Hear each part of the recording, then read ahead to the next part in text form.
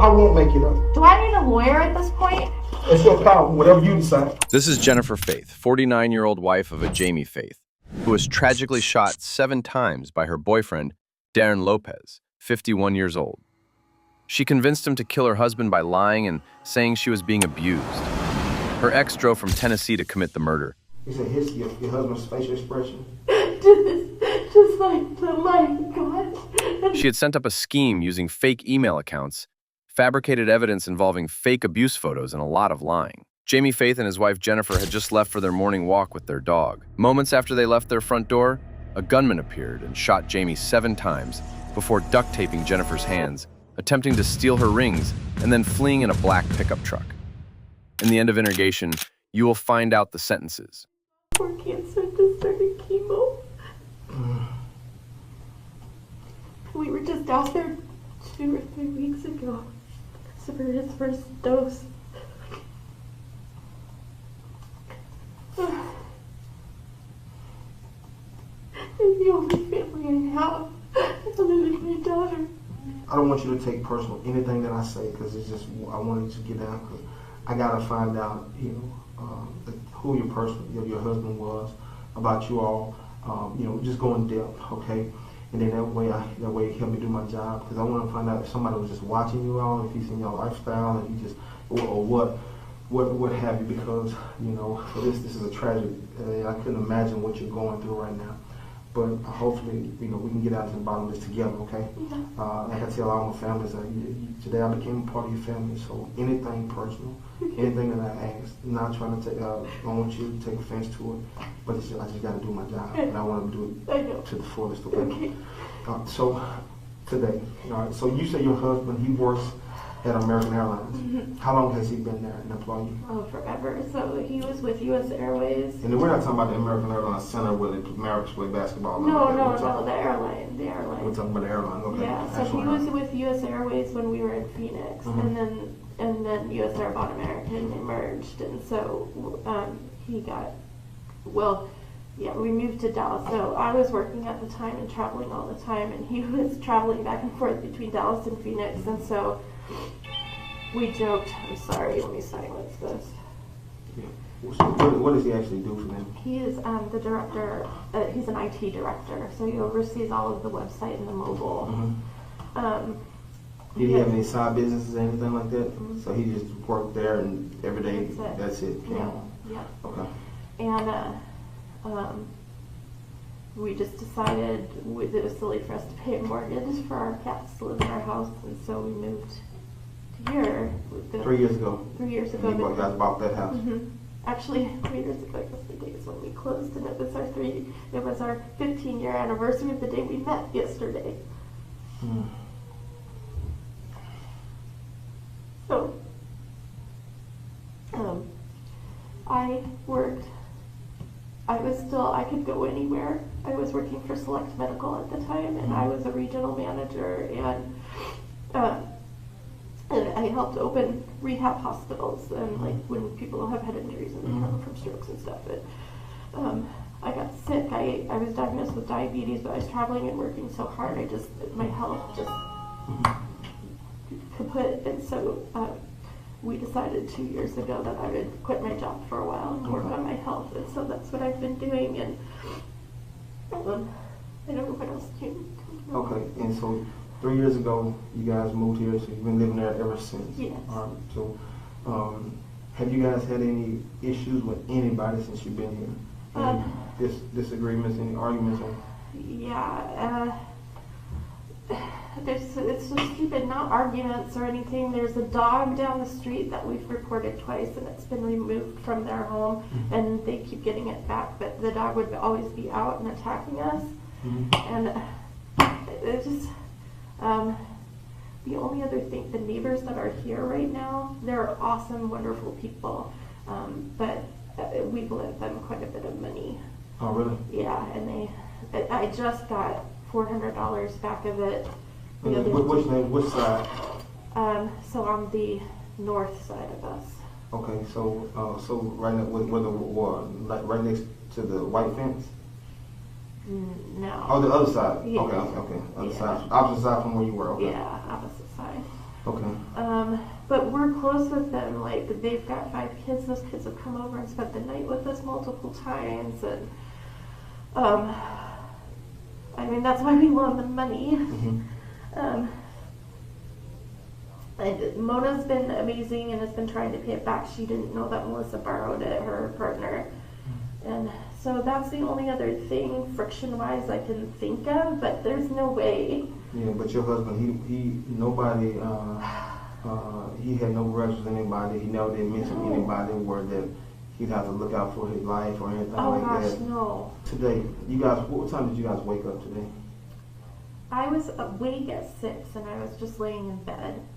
And we had the alarm set for 7:30, but at 7 Jamie woke up too, and we thought, well, we'll just go ahead and go for our walk. We usually go between 7 and 7:30 anyway. It depends on when his first conference call is for the day. Where do you guys walk? Where you guys walk to? So we always walk the same route. We go south on Waverly, and when we get to Clarendon, we'll take 1 or 2 directions. Lately, we've just been going straight down Waverly, and then we cross the tracks. We go left onto Lansford, down to Edgefield, come up north on Edgefield. We go down Nolte, I think is the name of the street where the school is. And then we cut through a little alleyway to get back up to Clarendon because there's some dogs at the end of Nolte and Waverly that we try to avoid. So that's how we've been going lately because we didn't want to pass by the school because school's back in session, and we kept walking the dog past the school, and it was just crazy with all the kids and stuff. So we've been going the opposite route because by the time we get past to the school, school's out, or drop-off's done. So that's where we were going today, and we do it every morning. Every morning. Every morning. Have y'all had any incidents where y'all walking and somebody said anything had worse than anybody, or someone realized, observed anyone following you guys, or anything when y'all walk at times? Oh gosh, I don't. Normally we pass the same people all the time. There's a guy with but no, everybody's very friendly. We love our neighborhood. So, and the guy came from, so you were walking southbound. Yes. Towards Clarendon. Yes. And that's when you saw or heard somebody. I heard running. You heard running? I heard running. And then I thought, because he's always behind me, he stays and closes the door and stuff, and then kind of, it's just the way the sidewalks are. He's always behind me when we walk. And I thought maybe he was doing something goofy back there. We were goofing around this morning anyway, and so we were giving each other a hard time, and I thought maybe he was, I don't know, like fleeting thought, I thought, oh, what is he doing back there? And then I heard a shot. And then I turned around and I just saw this person shoot and shoot.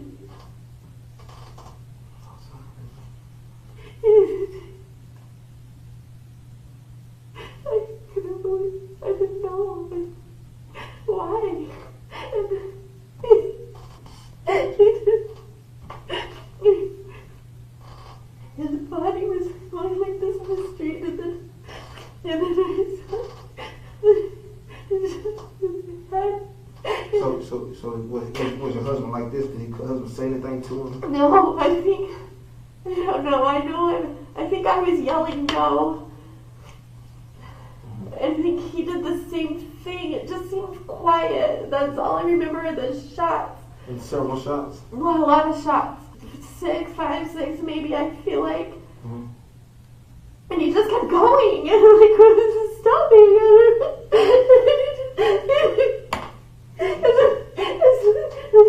And my husband's expression. You said your husband's facial expression? Just like, oh my God. And he just grabbed. And so I was like, the shot. And then I saw the person turn and like just dark eyes and coming toward me. And so I yelled no, and I had the dog, and I started to run, and he tackled me to the ground. Jennifer is describing the very instant her husband is murdered. But listen to her words. The narrative doesn't just break down, it shatters. She describes his expression, begins to say, he just as in collapsed. And then her mind leaps to, the bird's turn. Birds! This is a profound cognitive disconnect. In genuine trauma, the mind might focus on a peripheral detail to escape the horror, a sign of dissociation. But it's also the kind of illogical, poetic detail that appears when a story is fabricated. The brain, under the stress of lying, fails to maintain a coherent and emotionally truthful sequence. This isn't the language of memory.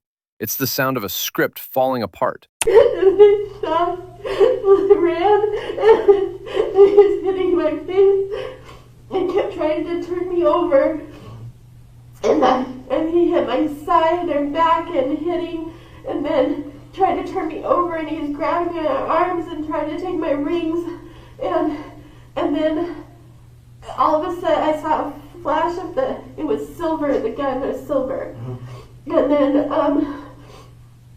he pulled out a roll of duct tape. From his pants, or? I think it had to have been, I think, or I don't know. But he just had it. And he tied my tape in my hands. So, and then I don't know what happened. I remember screaming, and I was just looking at Jamie. And he's just coming. And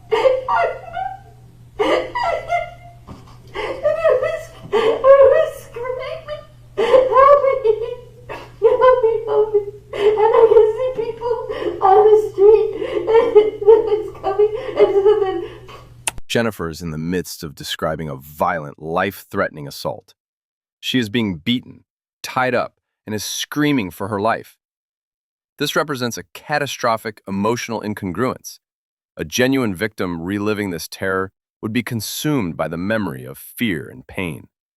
The presence of this calm, detached placeholder, this pause, suggests she isn't re-experiencing a trauma. She is narrating a story. And at this most critical juncture, the performance fails, revealing the chilling calm of the storyteller, not the panic of the victim. And the next door neighbor in the white wrought iron, she's like, what happened? And he shouted. So as soon as you start screaming, so he just got up and went away? Did he do it? No, I was screaming the whole time. He was like trying to attack me the whole time I was screaming. Mm-hmm. And I don't know what happened that he went away. I don't know. He taped my hands, mm-hmm. And then all of a sudden he was just gone. You didn't see which direction he ran towards? I didn't. I saw the black truck everybody was talking about, but I didn't see him get in it. So you did see the black truck everybody was talking about? Yeah. How did you see that black truck? I was sitting there. I think it was right when I sat up, and I just got a glimpse of it. And then somebody said it was the black truck. So they asked me, was it the black truck? And I said, I don't know. But you did see it. Was it close by? When you saw it, what was it? It was, so the empty lot that's across the street, mm-hmm. It was in front of that. But I looked at our ring video, and it doesn't look like anything's over there when we left the house. Can I see? Yeah. That was the only thing that got picked up was us leaving. So here's the whole history. Anything before that? Maybe. Let me look. I guess I didn't look before. Okay, so this is us leaving. Okay, so let's go back to 2:38 that night. That's our side camera. So it only picks up motion. Yeah. What was that? I don't know. That house is empty. It's unoccupied.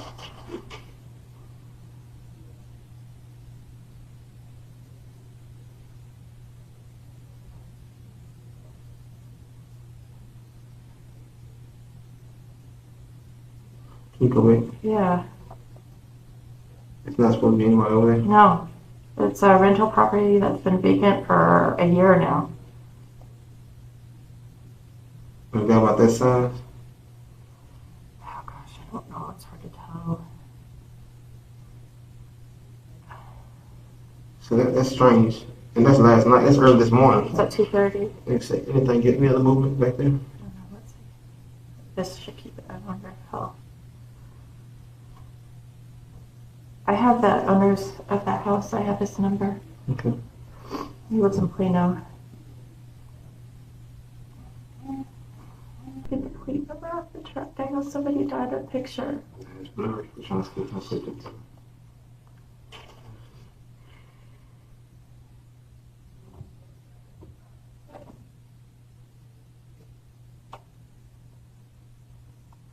someone with my daughter? The officers, they're right there. Right there where she's not by herself.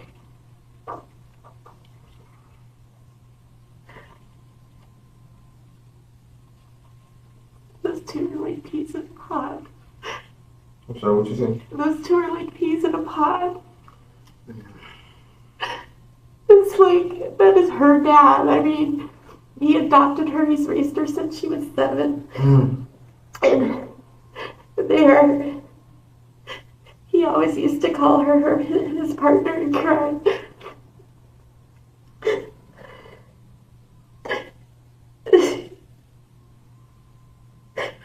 Oh my God. So, okay, let's look at this camera some more. Okay. All 3 of us are. Okay, and nothing strange within the last few weeks. No one suspicious person calls or anything like that. The only thing, so Emery, one of the neighbors that was out with us today, he lives on the one house north of Clarendon. Mm-hmm. He was just telling us 2 nights ago that he's been having stuff stolen off his front porch, and he asked us if we'd had anything stolen because we have the nice rocking chairs and the table out there and stuff, and somebody stole their chairs. And we said no, we had it, and he made a joke. He's like, I came from Chicago, and because they just moved from Chicago a year ago. Mm-hmm. Yeah, he's like, we never had anything of that like that happen there, and we come here and things are getting taken. Mm-hmm. As far as when I report, we hear gunshots all the time in that neighborhood. Mm-hmm. I've called and reported gunshots. All of us neighbors kind of do. Mm-hmm. And then, but we've never had disagreements with anybody. We've developed a really nice community. I mean, yeah. I love our neighborhood. Our street is like a quiet one. We all look out for each other. We've been to parties at each other's houses. We closed down last year. This time we got everybody to sign a petition and had a block party for Halloween and set up stations for all the kids. And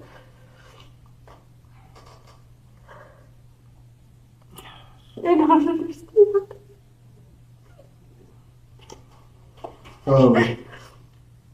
You didn't have anything with him, but the guy didn't even touch him, unless it happened before I turned around, but there is no noise, there were no voices, there was nothing, there was no demands, there was nothing. But he just, only reason why you felt like he was trying to take your rings off and stuff like that, trying to rob you. And my phone, I always keep my phone in the side pocket, Mm-hmm. and I don't think you ever would know Mm-hmm. that it's there, because Mm-hmm. it's way back, so. And you said, how many times did he hit you? Oh my God. Was he trying to hit you? Was he hitting you hard? Hard. And he kept trying to get my face, and I kept rolling over, and kept yanking my shoulder. He was hitting my side of my body. Mm-hmm. I don't know. It was a lot. I don't even. Mm-hmm. I had some hard, fist slaps to my face, not like that, like that. Mm-hmm. And as far as did he at any point in time point the gun at you, or? I don't know. I remember seeing the gun. My eyes were open and closed, and it was. Did you walk over after he left? Did you walk back over to your husband? Did you? No, I was taped, and I was sitting there. And so he turned you on your back and taped your hands like this? Yes. He was on top of me. Was he strong or was it? Yeah. It was. Yeah. So was he pretty heavy or? I don't know. Yeah. I guess it was a lot of weight. I just remember struggling Mm-hmm. and yelling no and screaming and hoping that the neighbors would hear me. I was kicking, and he had my hands, and he kept pulling at my rings, and they don't come off that easily. Mm-hmm. And then he taped my hands. Mm-hmm.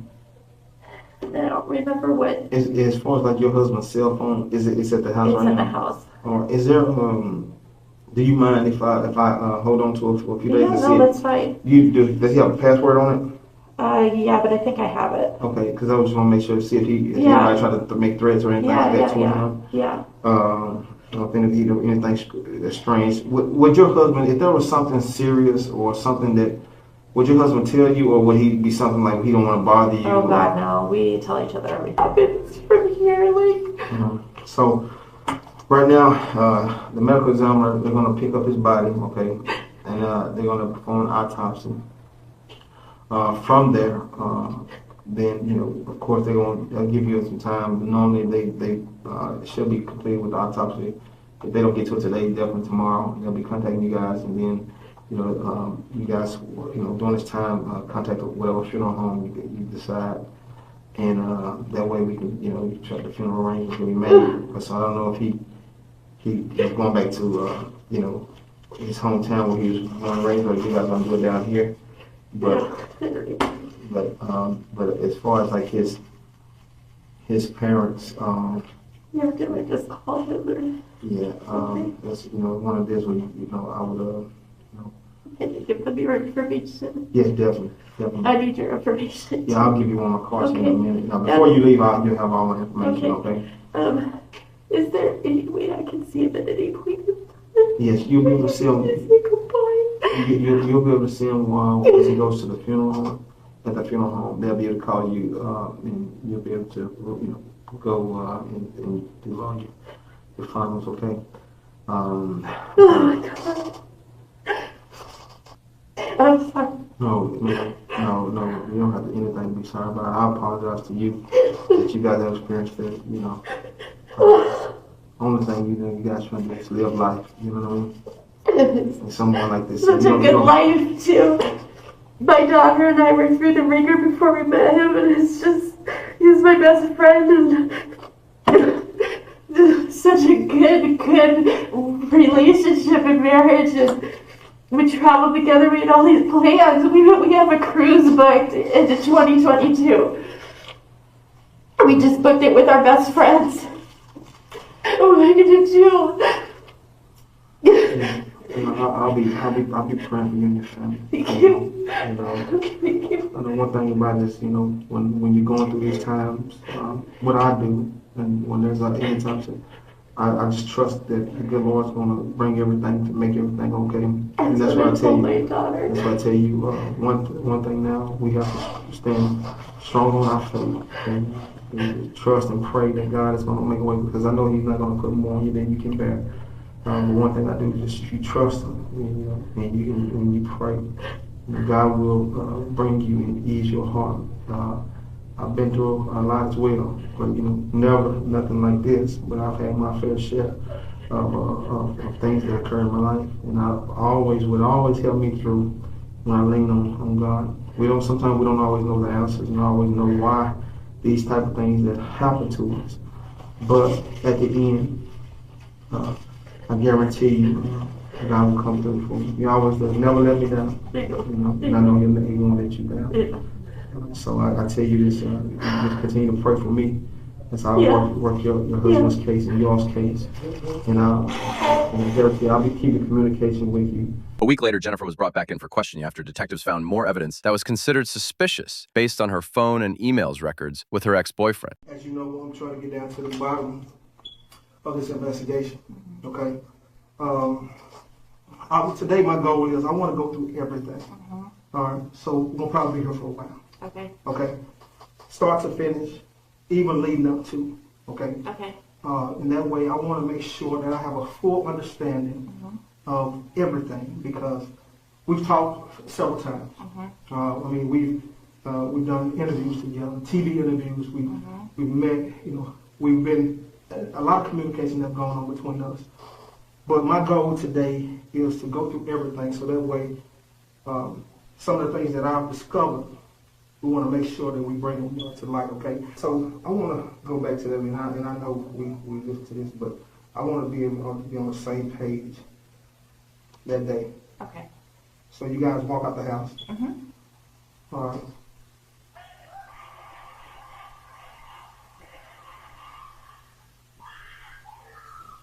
That was that day. As soon as you walk out the house, all right, during these moments, I'm sorry. go ahead, no.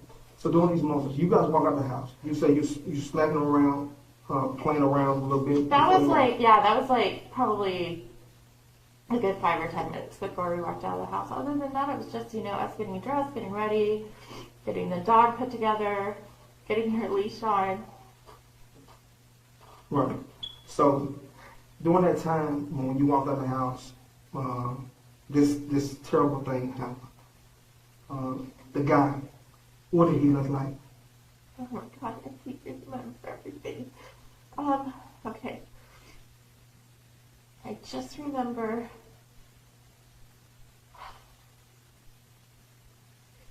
all I can really remember are his eyes, the black eyes, like just black, like not like in color, but like the pupils were really dilated. I remember a bright blue mask, like electric blue color mask. Okay. And this guy? Aside from that, I feel like he was like just covered head to toe. I couldn't make out even skin color. Did you? And I know based on Sorry. Did you see him? Where did you see him go afterwards? Okay, so So I know when you first go ahead. yeah.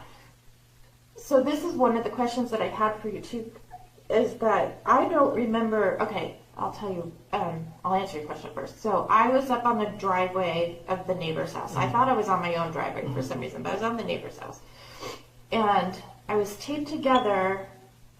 I remember hearing screeching, and it made me look up, and that's when I saw the truck, and that's where he got into, was the truck. So you did see the truck, because I know at first you told me you didn't see the truck. I didn't see it immediately. All of a sudden it was just there. It wasn't something that I noticed when we walked out or anything. And it didn't register with me when he was shooting Jamie, it didn't register with me that there was anything parked there. And so that's why I had almost felt like somebody had pulled up to pick him up. So just to back up a little bit, when you saw him holding gun to Jamie, Jamie was like this? Yes, walking backwards like this. Or like this? So No. It's like this? Jamie, do you remember him saying anything to him? No, it was just quiet. Okay. He didn't say anything. He just shot. All right. Did he stand over him and shoot like this? No, it was, no. So Jamie was like this and he just shot? Yeah, and they were probably So say for me, so a distance. 6 feet apart. So was it not this far apart? A little bit further, actually. So about right here? Yeah. So, okay. Yeah, so what was happening was Jamie was walking backwards, and he kept going forward. So I'm Jamie. Yeah. I'm walking. So go Back ahead. further. Okay. Right there. And he was just this way. It's Shooting, walking, not running, walking toward him. Okay. And I was just watching, my eyes were on Jamie, I was just watching the fire shot, like the gunfire. Yeah. And gentlemen, I want to go in because this is this case is one of those cases where it's like, man, we talking about a guy who had no enemies, right? Well aware. Right. That we know. I mean, we've spoken to a lot of people, and people are pretty much consistent on this. You and your relationship. I know we spoke about your relationship before. All right. You described your relationship as you guys being the best of friends. Oh, yeah. All right. You guys were, as far as like your relationship. Still very much in love, Yeah, so, yeah. So, as far as like with Jamie, first day you met him, when did you meet him? What year? I actually met him October 8th, 2005. So it was the day before this happened. It had been 15 years. Yeah. And we met on a blind date. We met on a blind date? Yeah. Oh, really? Who set you up? Our best friends, some of our best friends. So Jeremy Gebler, who I think you've spoken with, and his wife. So I worked with his wife, and Jeremy worked with Jamie. Okay, and so they kind of set you guys up? Yeah. So what did Jamie do before you guys met? In terms of what? In terms of work? Oh, he was, when we met, he was the director of IT or something along those lines for a small company called Salonis. Okay. And Amber was how old at the time? She was 8. Is that right? 2005. She was 8. He pretty much took on your daughter as his own. Absolutely. Right. Never any signs of unfaithfulness in your relationship. No. So I know we spoke on the time where you said you suspected that he was unfaithful in your relationship, but then you realized that it was the time to be nothing. Yeah, and I didn't even have like suspicions in terms of that there was somebody or in his behavior. It was more that our life was starting to wane off. Mm-hmm. And so, and you know, I mean, typical woman, I'm like, is it because I've gained weight? Because I had gained a lot of weight since we first met. And he's saying no. And so I just couldn't figure out, like, as a man, how he could go for such stretches of time without having sex, you know? And so I thought, well, maybe there's somebody else. And And what was this? oh gosh, on and off really for a couple of years. It really started after, I guess in 2009, after we bought our house. Okay. Because we had a condo that we had owned, well, Jamie had owned it, and then we kept that, rented it out, and bought a house together in Phoenix. Okay, and then from Phoenix, then that's when you guys moved here. Yeah, so we lived in that house until 2017, and then moved here in 2017. Okay. And your relationship has it always, you know, other than that, I mean, you say, other than, you know, he's always been faithful. Mm-hmm. What about yourself? I've always been faithful. So, and that's what I say, we want to make sure, Jennifer. Yeah. Okay. So there's nothing, I mean, if there were anything, I mean, that's where we can, you know, hey, I need to know, you know what I mean? I know. Because these things you think about, you're just walking outside your house. Right. Right? Somebody comes and, you know, kills your husband. Right. You know. I've thought about that too, that maybe it was somebody right. associated with me. Yeah, and as far as like, you know, you haven't had any kind of, you know, sexual relationships, any dating anybody over the phone, anything? No. Okay. And, so. I have male friends, but they're friends. Okay. Male coworkers that I'm close to, but they're, you know, it's nothing. But and, nobody, and Jamie knows all of them, I mean, right, so. But nobody that you are intimate with, where they say, hey, we're definitely going to be intimate, you know. Have you ever heard of a name, is it Darren? Darren Lopez, yeah. Who is Darren? He's one of my best friends. We dated in high school, Mm-hmm. and but he doesn't know Jamie. I haven't seen him, and I mean, we talk on the phone every day at this point, but Okay. We dated in high school, and then we dated like 3 years into college. Okay, so how long, so when did you meet Darren? 1986. I was a sophomore in high school. Okay. So you guys met in high school, and tell me a little bit about Darren, because I think that's the only one that I pretty much didn't have, but I kind of stumbled up on his name. Okay. Let's see. I lost contact with him in '93. We broke up. We lived in Flagstaff. So 86 through 1993. Yeah. Y'all live together? Oh no. Okay. You live in Flagstaff? Yeah. I was in a dorm. And his name Darren Lopez. You said is it Darrin? Yes. Lopez. Mhm. Okay. And he went to the 9 through 12, right? Yeah. And that's South Point Catholic School. Yes. High school. Yes. Okay. And as far as you guys' dating relationship, how did you all meet? We met through jazz band. We were both in jazz band together in high school, and he had a girlfriend at the time. I had a boyfriend at the time, and then he and his girlfriend broke up. Me and my boyfriend broke up, and then we ended up we were music ambassadors for a class trip to Europe, and we ended up starting dating after that. So y'all started dating? That was in 1989. then I went to Northern Arizona University for college, and so did he. He ended You up, said Northern? yeah, Northern Arizona University. Uh-huh. And then he ended up dropping out after his freshman year, Uh-huh. and he joined the military. Okay. We saw each other a few times before he left for active duty. Mhm. I know the last time I saw him was August of '93. August of 93? Yeah. And then, since that time, he and I reconnected this last year. He contacted me and said that, just, how you find people on social media. Mhm. And, Mr. Jamie was still alive? Yeah. Okay. Yeah. Before COVID, so I want to say maybe January, February. Mhm.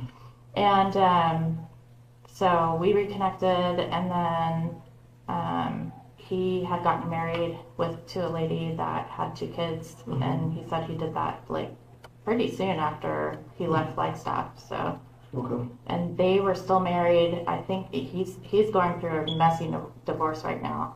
So that's why we've been talking a lot. Okay.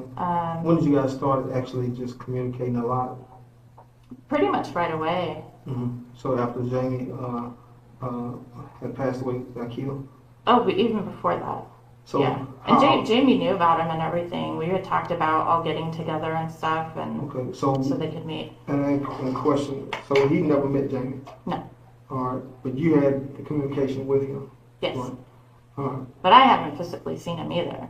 Right. So as far as like the conversations Mm-hmm. that you guys had, what type of conversation? Because you think and I want to make sure, Jennifer, and this is where I want to make sure that me and you are on the same page. We're Are honest you with each other. suspecting him of something? Well, we'll get there. We'll okay. get there, and I want to make sure that we're on the same page, Jennifer. And I'm gonna tell you, because love will make you do some crazy things. You hear me? Yeah. Love will make you do some crazy things. And as far as like with Darren, I mean, you and him, y'all dated. Were there ever any talks about taking the relationship serious? When we first dated? Yeah, when y'all dated. Yeah. So when you say what kind of serious, how serious? Oh, were you? we like at one point were talking about getting married. Really? Yeah. Really? Yeah. Like when? Oh, when we were at Northern Arizona University, I mean, that was kind of the plan. So Then I met Amber's biological dad, all right, and so I broke it off with him. all right. So, He reached out to me on Twitter, Mhm. and I said, at first I wanted to make sure it was him, and I'm like, how do I know this is really you? And he goes, well, how about if I call you Angel and say as you wish? Mhm. And it was like this, because he always called me Angel when we were dating. Mhm. We loved The Princess Bride, so it was a line from that movie. So I said, yeah. So I sent him my email, and I said, email me and let me know how you're doing. And that was that. And we just started chatting, catching up. He was telling me all about his girls. He has full custody of his girls right now. Their mom is a disaster and has kicked them all out of the house. And so I've had conversations with his kids because they really have no other female figure really. So they're all teenage girls. So if you can the relationship, Jamie knew about Darren. Mm-hmm. He knew that he was your ex. Yes. Okay. Now how Jamie was was that? not a jealous person at all in any way, shape, or form. Even when you guys before Jamie died, for like the relationship that you and Darren had, Mm-hmm. right? How was that? How was it? Was it strictly on a friendship level, or was there any kind of talk, intimate talk, or anything like that? It wasn't intimate talk. I mean, definitely Darren and I had said, oh gosh, these are rekindling old feelings. Mm-hmm. And Jamie and I had had a conversation about that too. And Jamie was, kind of like, this is really different for us. This is new. And so, that's just not me. That's not my MO. It's not anything I wouldn't want to hurt Jamie in any way, shape, or form. And those were feelings from the past. So that's, yeah. So I just... So as far as like your relationship with him now, has anything changed? No, he's being very, very respectful. I think he probably does have, some feelings, but he's being very respectful and letting me have my time. Okay, and with you? And he's going through his own stuff too with his divorce. And what about with you? With me in terms of what? How do you feel about him? I don't know. I'm just so...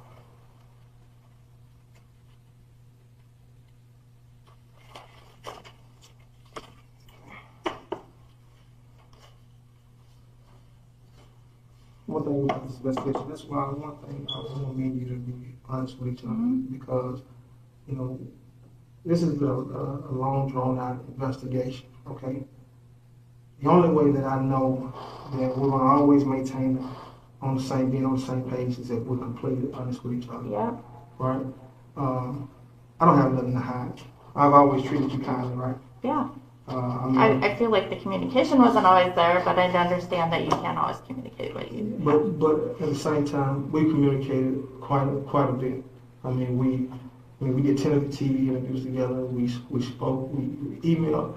We text messaged. We did a lot of things, right? Going back, everybody loves Jamie. Yeah. I mean, so you think to ask yourself the question: why would somebody want to kill him? Right. Right. Jennifer, if I were to tell you, as far as like, I know that there's more to you and Darren's relationship, what would you say about that? I don't know what more you're talking about. Jennifer, as far as like you and Darren have been having, I mean, and I'll get to that in just a second. So as far as the relationship with Darren,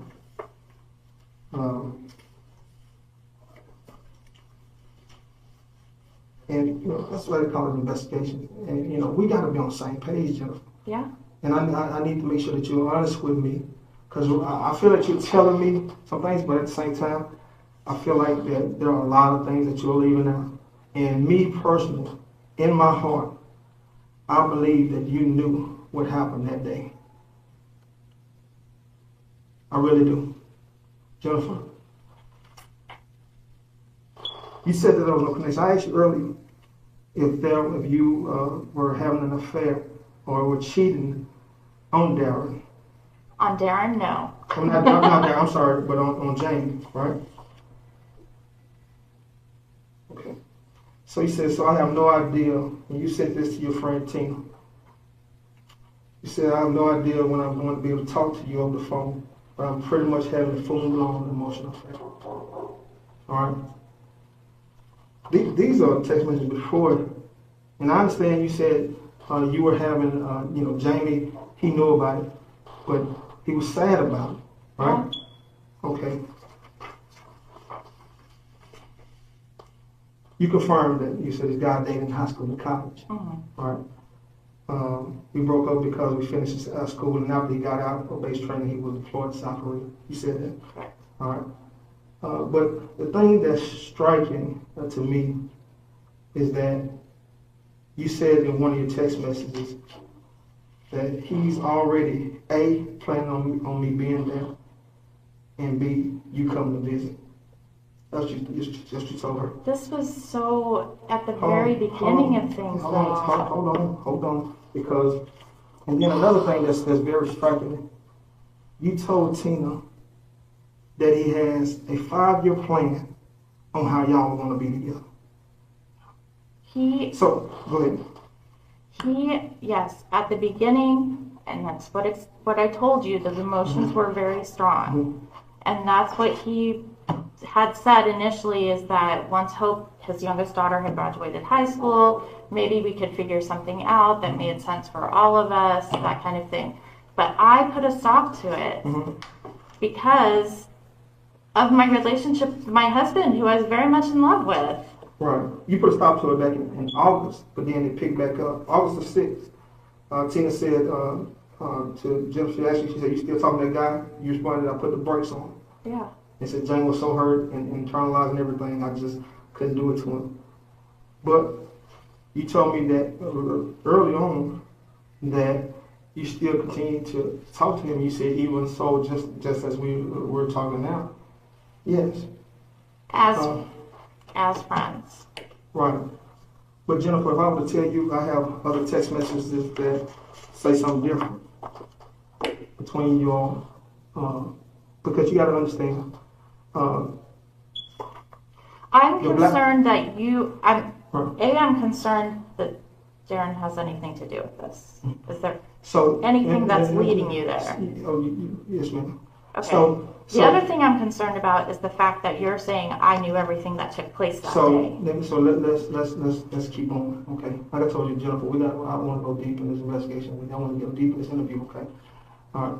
So the text messages alone. Do you know? You say you're just friends. On October 5th, you guys had over 667 times that you guys called each other and text each other. That's a lot. 667 in one day? Yes, that's what it says. That's what it shows, based on the records. Because you remember, we have a lot of things. October 6th, 419 times. October 7th, 640 times. All right. On October the 8th, all right, there was 133 times. But then there was a break. So you think about it. The day before. That's because Jamie was killed at 7:30 in the morning on October 9th. Right, but think about it. October the 8th, all right. October the 8th, there was a 133 times, but there was a 28 to 29 hour break. Well, it broke the pattern. It broke. My dad's friends, and I'm helping him with his kids and stuff right now too. Jennifer, you can call it what you want. You're a married woman. You hear me? Ain't no way in the world that I'm gonna talk to some other woman that many times throughout the day. Not only that, Darren has a Nissan Titan pickup truck. Okay, we've been all the time. This whole time we've been thinking that it was a Texas Ranger sticker. Yeah, what is it? But you know, just like I know, where is Darren from? Tennessee. Right. It's a Tennessee sticker. This whole time. Is it the same color? Same black, same everything. Just like the witnesses took the photos of it, same everything. So you got to think on how I'm feeling. I'm feeling right now. I didn't know that. It was think about this, Jennifer. You got to think on how I'm feeling right now. I'm feeling like you tried to play me. I'm not. Yes, I did. Yes, and that's the way I feel. I feel like you tried to play me. That you tried to play me, and this whole time you knew, because I have proof right now that Darren was actually out there at your residence during that day. How? Even your Ring camera, when I asked you, what did you say? When we saw that guy on your camera at 2:38 that morning. Yeah. Who did you tell me that was? The guy across, I told you later after the guy across the street said that it was somebody who lived behind us. No, that was Darren. And I believe that you knew that. I don't know that. It doesn't even look familiar. Jennifer, let me tell you something. All right. I believe that was Darren. You knew that was Darren. And at the same time, Darren has a black pickup, Nissan pickup, Titan truck. All right. Everything fitting the same description. Okay. Even the side of your camera's caught this. Okay. Yeah. I know that Darren was there. I didn't. I don't know what to tell you. I'm going to tell you even better. How do you know for a fact it was him? I have proof to know that he was there. Okay. Same thing that he was wearing that day. That gap that you guys had, that 28 hours. You got to think about it. The consistency stopped. Well, I'm trying to think why there would be a gap. Look at it. We're talking about, we sat and we told the world. We told everybody. I know. We sat in front of his parents. We told them. Because I wanted to find the person. But the same guy that killed your husband, Jennifer, is the same guy that you're communicating with every day. You had over 24,000 text messages and calls. 24,000. I don't work. He's retired. We talk throughout the day. Jennifer, besides the point, this guy killed your husband. How do you know that? Because I have proof. And guess what?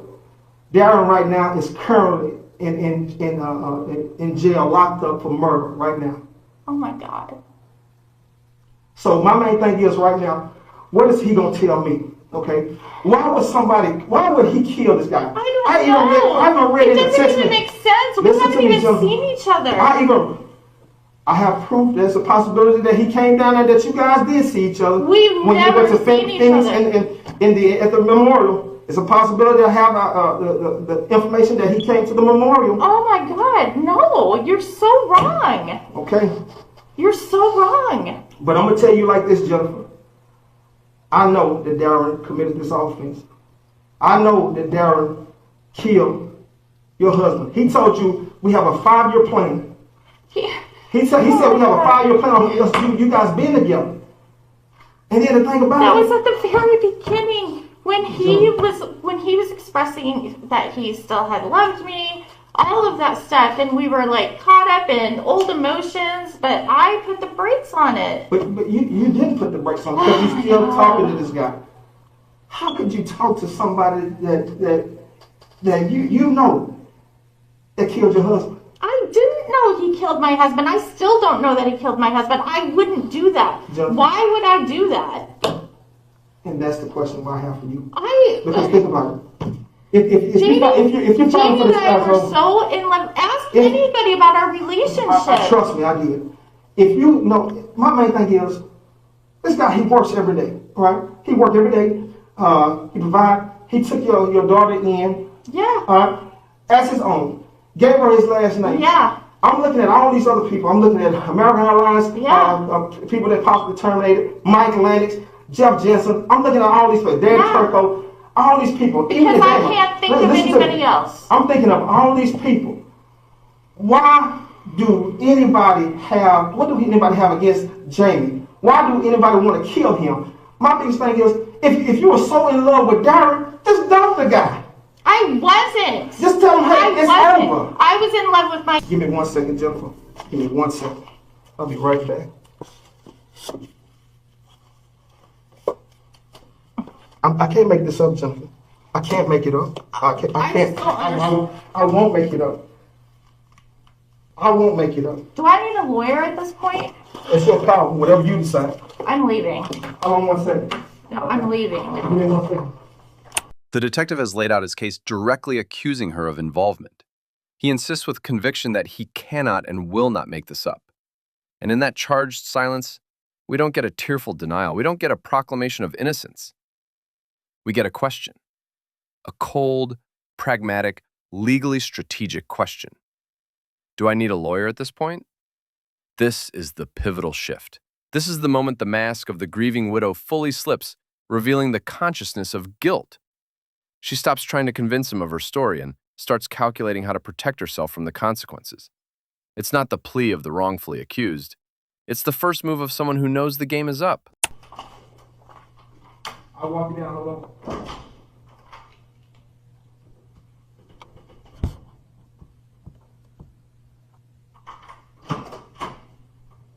So are you saying he drove from Tennessee and killed Jamie and went back? Because I talked to him the day that Jamie was killed. I know. Give me 1 second. Why would he do that? He's got girls. And if you're so convinced, why even bother listening to me about all these other people who I thought might have something to do with it? Do you know how much I've been racking my brain? If you knew this all along? This is the way it was taken. Yes. Let's see.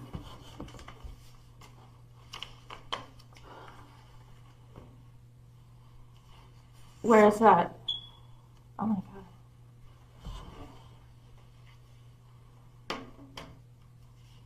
Where is this?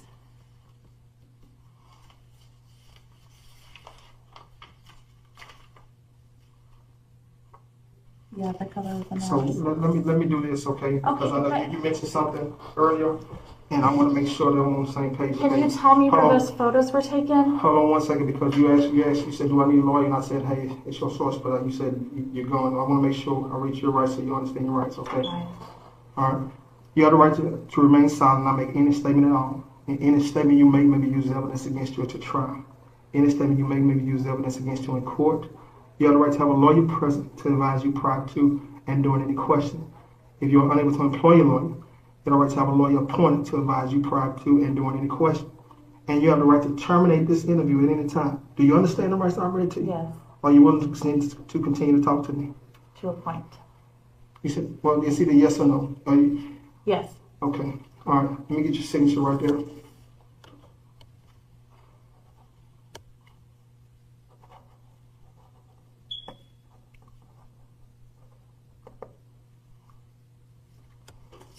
So, Jennifer, you got to understand, Jennifer. I told you in the beginning that we want to get down to the bottom of it, Yeah. which we did. All right. Help me understand this. Give me, Help me understand. matter of fact, give me 1 second. Give me 1 second. I'll be back.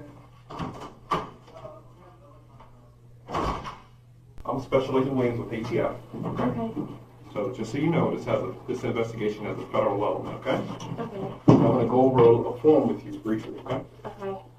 I'll take that. Like I said, obviously there's a firearm used in this crime, so ATF is a gun police. But with that comes the fact that I'm a federal agent, okay? So if you lie or mislead me, right, that means you send us down a course that makes us go chase gooses or something like that. That's a federal offense, Right. okay? I'm going to go over a form with you so that you know exactly what I'm talking about. And just like you signed your Miranda, we're going to have you sign, okay? So I have a copy, and you have a copy, okay? Okay. So, like he said, he's been arrested today. Okay? So tell me about your communication. Now you say you text him and you call him. Is that it? That's it. Have you ever written any letters, sent any emails, or anything like that to him? An occasional email. That's it. And what do those emails talk about? I don't even remember. I mean, I think when we first started communicating, we had emails going back and forth, just catching up. So no faxes, no letters, No, nothing. no. And in those emails, are you just catching up, or are you talking about you guys' situation, relationship? At the beginning, probably both. Okay. I honestly don't remember. Now, obviously, things like this, clearly, we just discussed that we believe that Darren killed your husband, okay? So, have you ever sent Darren anything else? Like any gifts, any money? Yeah, I mean, yes, so we exchanged Christmas presents, all of us did. Amber, his kids, me, Darren, the girls, everything. What did you give to Darren? I bought him a smart TV because he always watches everything on his tablet. We watch TV shows together, all of us do. Amber and his dad, like, not together, but like at the same time, and we're texting during the shows. So again, when we talk about the nature of you guys' relationship, and you're downplaying it, right?